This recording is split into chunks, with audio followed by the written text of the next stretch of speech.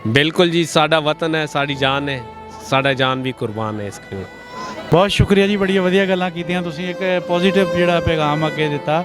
ਮੈਂ ਸਮਝਦਾ ਜਿਹੜੇ ਲੋਕ ਮਨਫੀ ਪ੍ਰੋਪੇਗੈਂਡਾ ਕਰਦੇ ਆ ਉਹਨਾਂ ਦੇ ਲਈ ਇੰਨਾ ਤੁਹਾਡਾ ਕਹਿਣਾ ਹੀ ਬਹੁਤ ਬਹੁਤ ਜ਼ਿਆਦਾ ਆ, ਬਹੁਤ ਕਾਫੀ ਹੈ ਜੀ।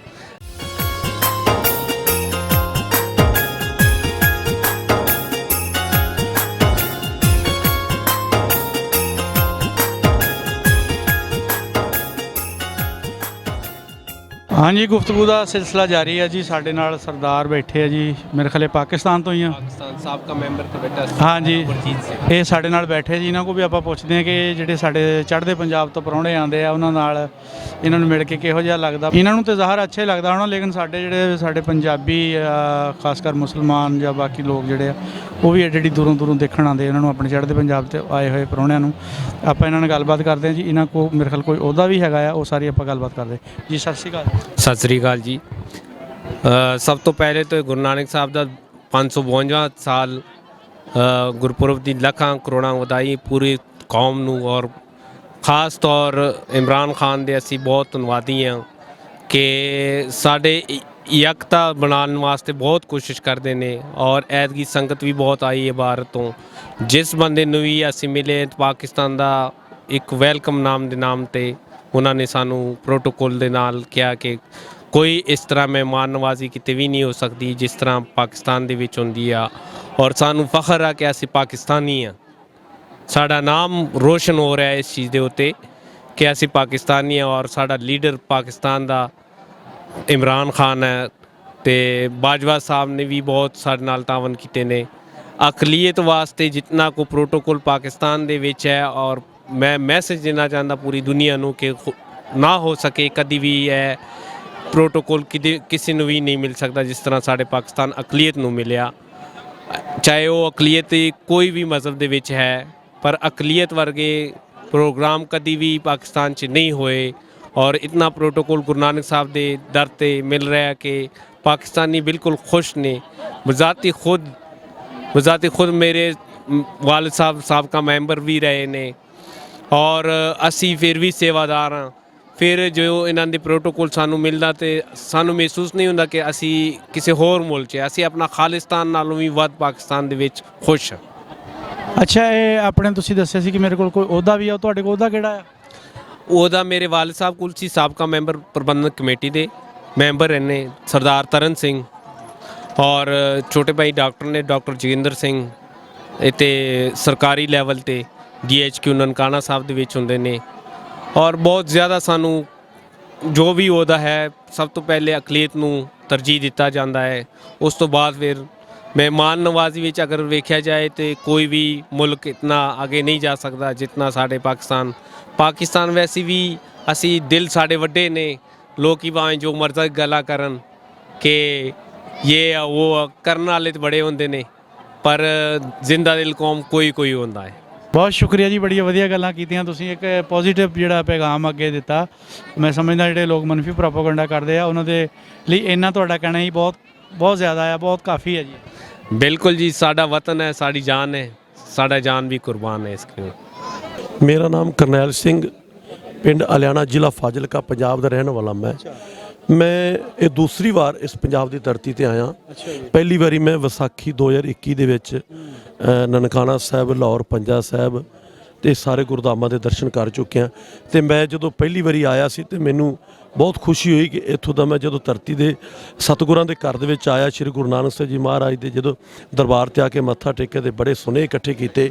ਅਤੇ ਜਦੋਂ ਮੈਂ ਵਾਪਸ ਗਿਆ ਤਾਂ ਮੈਂ ਇੰਡੀਆ ਦੀ ਧਰਤੀ 'ਤੇ ਇਹੀ ਜਾ ਕੇ ਸੁਨੇਹਾ ਦਿੱਤਾ ਉਹਦੇ ਪਰਿਵਾਰਾਂ ਦੇ ਵਿੱਚ ਕਿ ਆਪਾਂ ਬਹੁਤ ਦੂਰ ਨਹੀਂ ਹੈਗੇ, ਆਪਾਂ ਨੂੰ ਥੋੜ੍ਹੀ ਹਿੰਮਤ ਕਰਨ ਦੀ ਲੋੜ ਹੈ ਕਿ ਜਿਹੜੇ ਸਾਡੇ ਉਸ ਵੇਲੇ ਬਜ਼ੁਰਗ, ਇਸ ਵੇਲੇ ਸਾਡੇ ਬਜ਼ੁਰਗ ਨੇ ਸਾਡੀ ਧਰਤੀ 'ਤੇ ਰਹਿ ਰਹੇ ਨੇ, ਉਹ ਜਦੋਂ ਹਿੰਦੁਸਤਾਨ ਪਾਕਿਸਤਾਨ ਦੋ ਵੰਡ ਹੋਈ ਤਾਂ ਉਸ ਵੇਲੇ ਬੱਚੇ ਸੀ ਅਤੇ ਉਹਨਾਂ ਦੇ ਬੱਚੇ ਹੋਣ ਦੇ ਨਾਤੇ ਉਹਨਾਂ ਦੇ ਮਾਤਾ ਪਿਤਾ ਨੇ ਦਰਬਾਰ ਸਾਹਿਬ ਦੇ ਦਰਸ਼ਨ ਨਹੀਂ ਕਰਦੇ ਤੇ ਕਿਉਂਕਿ ਬੱਚੇ ਰੂਪ ਵਿੱਚ ਸੀ। ਅਤੇ ਅੱਜ ਜੇ ਉੱਥੇ ਨੇ ਅਤੇ ਅੱਜ ਜੋ ਬਜ਼ੁਰਗ ਨੇ ਅਤੇ ਅੱਜ ਉਹਨਾਂ ਦੇ ਬੱਚੇ ਇੱਧਰ ਆਉਣ ਤੋਂ ਰੋਕਦੇ ਨੇ। ਸੋ ਮੈਂ ਉੱਥੇ ਜਾ ਕੇ ਸੁਨੇਹਾ ਦਿੱਤਾ ਕਿ ਤੁਸੀਂ ਭਾਈ ਪਾਸਪੋਰਟ ਬਣਵਾਓ ਅਤੇ ਆਪਾਂ ਨਨਕਾਣਾ ਸਾਹਿਬ ਦੇ ਸਾਰੇ ਦਰਸ਼ਨ ਕਰੀਏ। ਅਤੇ ਇਸ ਵਾਰ ਮੈਂ ਆਪਦੇ ਨਾਲ 17 ਜੀ ਲੈ ਕੇ ਆਇਆ। ਨਾਲ ਮੇਰੀ ਮਾਤਾ ਹੈ, ਨਾਲ ਮੇਰੇ ਛੋਟੇ ਭਾਈ ਦੀ ਵਹੁਟੀ ਹੈ, ਮੇਰੇ ਦੋਸਤ ਨੇ ਜਿਹਦੇ 'ਚ 5 ਬਜ਼ੁਰਗ ਨੇ। ਮੈਂ ਅੱਜ ਉਹਨਾਂ ਗੁਰਦੁਆਰਿਆਂ ਦੇ ਦਰਸ਼ਨ ਜਾਂ ਲੰਗਰ ਵਿੱਚ ਜਾਣਾ ਜਾਂ ਅੱਗੇ ਪਿੱਛੇ ਅਸੀਂ ਜਾਣਾ ਸਭ ਤੋਂ ਲੇਟ ਜਾ ਰਹੇ ਹਾਂ, ਕਿਉਂਕਿ ਮੈਂ ਉਹਦੇ ਬਜ਼ੁਰਗਾਂ ਨੂੰ ਨਾਲ ਲੈ ਕੇ ਚੱਲ ਰਿਹਾ। ਸਾਰੇ ਗੁਰਧਾਮਾਂ ਦੇ ਅੱਜ ਮੈਂ ਉਹਨਾਂ ਨੂੰ ਦਰਸ਼ਨ ਕਰਵਾਏ ਨੇ। ਹੁਣ ਵੀ ਮੈਂ ਆਪਦੇ ਪਰਿਵਾਰ ਨੂੰ ਲੈ ਕੇ ਬਾਜ਼ਾਰ ਵਿੱਚ ਜਾ ਕੇ ਕੋਈ ਗੁਰਦੁਆਰਿਆਂ ਦੇ ਦਰਸ਼ਨ ਕਰਾਵਾਂਗਾ। ਸੋ ਮੈਂ ਅੱਜ ਖੁਸ਼ੀ ਪ੍ਰਗਟ ਕੀਤੀ ਹੈ ਕਿ ਅੱਜ ਜੋ ਅਸੀਂ ਵੇਖਿਆ, ਹਕੀਕਤ ਵਿੱਚ ਜੋ ਅਸੀਂ ਵੇਖਿਆ ਕਿ ਅਸੀਂ ਸੋਚਦੇ ਸੀ ਕਿ ਸ਼ਾਇਦ ਇੰਡੀਆ ਦੀ ਧਰਤੀ ਤੋਂ ਸਾਡੇ ਸਿੱਖ ਬਰਾਦਰੀ ਇੱਥੇ ਆਉਂਦੀ ਹੈ ਤੇ ਸਤਿਗੁਰੂ ਨੂੰ ਮੱਥਾ ਟੇਕਦੀ ਹੈ, ਪਰ ਜਦੋਂ ਅਸੀਂ ਪਰਸੋਂ ਰੋਜ਼ ਤੋਂ ਇੱਥੇ ਪਹੁੰਚੇ ਹਾਂ ਤੇ ਵੇਖਿਆ ਤੇ ਪੂਰਾ ਮੁਲਕ ਪਾਕਿਸਤਾਨ ਦਾ ਇੱਥੇ ਮੌਜੂਦ ਹੈ। ਸਿੰਧ ਦੇ ਲੋਕ ਮੌਜੂਦ ਨੇ, ਸਿੱਖ ਬਰਾਦਰੀ, ਸਿੰਘ ਇੱਥੋਂ ਦੇ ਹਿੰਦੂ ਤਬਕਾ ਹੈ ਚਾਹੇ ਮੁਸਲਮਾਨ ਤਬਕਾ ਹੈ, ਸਾਰਾ ਜਦੋਂ ਆ ਕੇ ਗੁਰਦੁਆਰੇ ਮੱਥਾ ਟੇਕ ਰਿਹਾ ਤੇ ਸਾਡੇ ਦੇ ਵਿੱਚ ਇੰਨਾ ਹੌਸਲਾ ਹੋਇਆ ਹੈ ਕਿ ਸਤਿਗੁਰੂ ਸ਼੍ਰੀ ਗੁਰੂ ਨਾਨਕ ਦੇਵ ਜੀ ਮਹਾਰਾਜ ਦੇ ਪ੍ਰਸ਼ੰਸਾ ਕੱਲੇ ਹਿੰਦੁਸਤਾਨ ਪਾਕਿਸਤਾਨ ਨਹੀਂ ਹੈ, ਸਾਰੇ ਵਰਲਡ ਦੀ ਧਰਤੀ ਹੈ। ਇਹ ਸਤਿਗੁਰਾਂ ਦੀ ਧਰਤੀ ਹੈ, ਸਾਰੇ ਵਰਲਡ ਦੀ। ਸੱਚੇ ਪਾਤਸ਼ਾਹ ਸ਼੍ਰੀ ਗੁਰੂ ਨਾਨਕ ਦੇਵ ਜੀ ਮਹਾਰਾਜ ਦਾ ਅੱਜ ਅਸੀਂ 552ਵਾਂ ਦਿਨ ਗੁਰਪੁਰਬ ਮਨਾ ਰਹੇ ਹਾਂ ਔਰ ਇਹ ਇਕੱਲਾ ਪਾਕਿਸਤਾਨ ਨਹੀਂ ਮਨਾ ਰਿਹਾ, ਸਾਰਾ ਵਰਲਡ ਮਨਾ ਰਿਹਾ, ਹਿੰਦੁਸਤਾਨ ਮਨਾ ਰਿਹਾ। ਅੱਜ ਘਰ ਘਰ ਦੇ ਵਿੱਚ ਦੀਵੇ ਬਾਲ ਕੇ ਹਿੰਦੁਸਤਾਨ ਦੇ ਇੱਕ ਜਾਗਰਤੀ, ਇੱਕ ਰੋਸ਼ਨੀ ਪੈਦਾ ਕੀਤੀ ਜਾਵੇਗੀ। ਰੋਸ਼ਨੀ ਸਾਨੂੰ ਮਨਾਂ ਦੇ ਵਿੱਚ, ਸਾਨੂੰ ਦਿਲਾਂ ਦੇ ਵਿੱਚ ਸਤਿਕਾਰ ਪੈਦਾ ਕਰਦੀ ਹੈ। ਰੋਸ਼ਨੀ ਦੇ ਨਾਲ ਅਸੀਂ ਇੱਕ ਆਪਣੇ ਆਪ ਨੂੰ ਰੋਸ਼ਨ ਕਰਨਾ ਹੈ, ਸਮਾਜ ਨੂੰ ਰੋਸ਼ਨ ਕਰਨਾ ਹੈ, ਤਾਂ ਕਿ ਅਸੀਂ ਜਿਹੜੇ ਗਲਤ ਮੁੱਦਿਆਂ ਨੂੰ ਉੱਠ ਕੇ ਇੱਕ ਵਧੀਆ ਮੁੱਦਿਆਂ 'ਤੇ ਆਈਏ, ਇੱਕ ਵਧੀਆ ਪਰਿਵਾਰ ਸਾਬਤ ਕਰ ਸਕੀਏ, ਨਸ਼ਿਆਂ ਤੋਂ ਗੁਰੇਜ਼ ਕਰੀਏ, ਵਧੀਆ ਅਸੀਂ ਇਨਸਾਨ ਬਣੀਏ, ਤਾਂ ਕਿ ਅਸੀਂ ਆਪਦੇ ਬੱਚਿਆਂ ਨੂੰ, ਆਪਦੇ ਪਰਿਵਾਰ ਨੂੰ ਅੱਗੇ ਲੈ ਕੇ ਜਾਈਏ, ਸਾਡੀ ਤਰੱਕੀ ਸਾਡੇ ਵੱਲ ਆਏ। ਇਹ ਜਿਹੜੇ 4 ਦਰਵਾਜ਼ਿਆਂ ਦਾ ਜ਼ਿਕਰ ਹੋਇਆ ਸੀਗਾ ਜੀ, ਉਹ 4 ਦਰਵਾਜ਼ਿਆਂ ਦਾ ਮਕਸਦ ਇੱਥੇ ਆ ਕੇ ਪੂਰਾ ਹੋ ਜਾਂਦਾ ਕਿ ਬਿਲਕੁਲ ਜੀ, ਬਿਲਕੁਲ ਜੀ। ਜੋ ਜਿਹੜੇ 4 ਦਰਵਾਜ਼ੇ ਉਸ ਵੇਲੇ ਦਰਬਾਰ ਸਾਹਿਬ ਦੇ ਰੱਖੇ ਗਏ ਸੀ ਪੰਜਵੇਂ ਪਾਤਸ਼ਾਹ ਨੇ, ਉਹ ਇੱਥੇ ਆ ਕੇ ਸਾਬਤ ਹੁੰਦੇ ਨੇ ਕਿ ਇਹ ਚਾਹੇ ਗੁਰਦੁਆਰਾ ਹੈ ਜੀ, ਇਹਦੇ ਵਿੱਚ ਗੁਰਦੁਆਰਾ ਸਾਹਿਬ ਦੇ ਵਿੱਚ ਕੋਈ ਕਿਸੇ ਬਰਾਦਰੀ ਦਾ ਭੇਦਭਾਵ ਨਹੀਂ। ਇਹਦੇ 'ਚ ਹਿੰਦੂ, ਕ੍ਰਿਸਚਨ, ਮੁਸਲਮਾਨ, ਸਿੱਖ ਸਭ ਦੇ ਲਈ ਬਰਾਬਰ ਹੈ।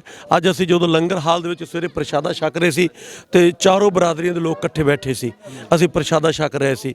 ਬੜੀ ਖੁਸ਼ੀ ਸਾਨੂੰ ਹੋਈ ਕਿ ਇਹ ਇੱਕੋ ਇੱਕ ਸਿੱਖ ਧਰਮ ਹੈ ਜਿਹੜਾ ਕਿ ਸਾਨੂੰ ਆਪਸ ਭਾਈਚਾਰੇ ਨੂੰ ਮਜ਼ਬੂਤ ਕਰਦਾ ਹੈ।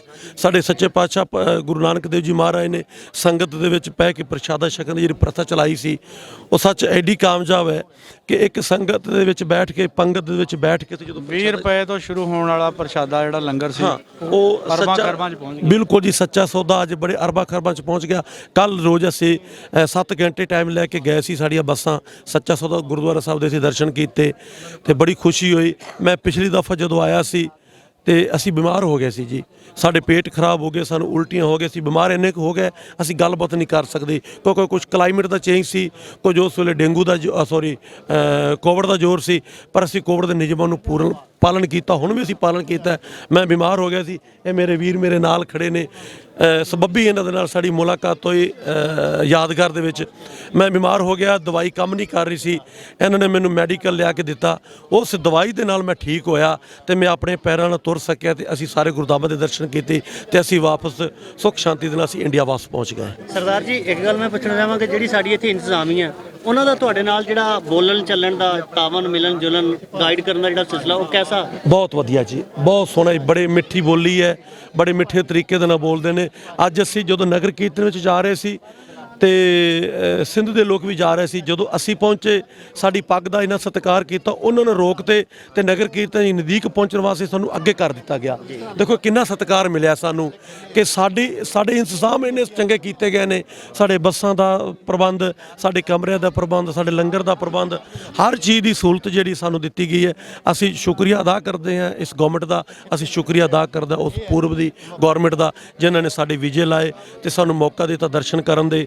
ਔਰ ਤੁਸੀਂ ਪਾਕਿਸਤਾਨ ਦੇ ਜਿਹੜੇ ਸਾਡੇ ਮੀਡੀਆ ਵਾਲੇ ਭਰਾ ਨੇ, ਇੱਕ ਪ੍ਰੈਸ ਜਿਹੜੀ ਸਾਡੀ ਦੇਸ਼ ਦਾ ਧੁਰਾ ਹੈ ਕਿ ਸਾਨੂੰ ਜਿਹੜਾ ਆਪਸ ਵਿੱਚ ਜੋੜਦਾ ਹੈ, ਚਾਹੇ ਰੇਡੀਓ ਹੈ, ਚਾਹੇ TV ਹੈ, ਚਾਹੇ ਸੋਸ਼ਲ ਮੀਡੀਆ ਹੈ, ਚਾਹੇ ਸਾਡੇ ਇਹ ਨਿਊਜ਼ ਚੈਨਲ ਸਾਰੇ ਨੇ, ਇਹ ਸਾਨੂੰ ਆਪਸ ਵਿੱਚ ਭਾਈਚਾਰਾ ਸਾਨੂੰ ਜੋੜਦਾ ਹੈ। ਅਸੀਂ ਅੱਜ ਇੱਥੇ ਆ ਕੇ ਪਿਆਰ ਦੇ ਜਿਹੜਾ ਸਬੂਤ ਲੈ ਕੇ ਜਾ ਰਹੇ ਹਾਂ ਨਾ ਜੀ, ਸੱਚ ਅਸੀਂ ਕਦੇ ਵੀ ਨਹੀਂ ਭੁੱਲਾਂਗੇ ਕਿ ਇੱਥੋਂ ਦੇ ਲੋਕਾਂ ਦਾ ਪਿਆਰ, ਉਹਨਾਂ ਲੋਕਾਂ ਦਾ ਸਤਿਕਾਰ ਸਾਨੂੰ ਬਹੁਤ ਮਿਲਿਆ ਜੀ। ਮੈਂ ਆਪ ਜੀ ਦਾ ਬਹੁਤ ਬਹੁਤ ਧੰਨਵਾਦ ਕਰਦਾ ਜੀ। ਸਰਦਾਰ ਜੀ, ਜਿਹੜੇ ਚੜ੍ਹਦੇ ਪੰਜਾਬ ਤੋਂ ਸਾਡੇ ਦੋਸਤ ਆਏ ਨੇ, ਉਹਨਾਂ ਦੇ ਵਿੱਚ ਯੰਗ ਜਨਰੇਸ਼ਨ ਹੈ ਜਿਹੜੀ, ਉਹ ਬਹੁਤ ਕੰਮ ਆ। ਦੇਖੋ ਜੀ, ਯੰਗ ਜਨਰੇਸ਼ਨ ਦੀ ਜੇ ਗੱਲ ਕੀਤੀ ਜਾਵੇ ਤਾਂ ਇਹ ਕੋਈ ਗੌਰਮੈਂਟ ਦਾ ਸਿਸਟਮ ਹੈ ਕਿ ਜਿਹੜੇ ਅਸੀਂ ਥੋੜ੍ਹੇ ਅਮਚੋਰ ਲੋਕ ਭੇਜਦੇ ਹਾਂ।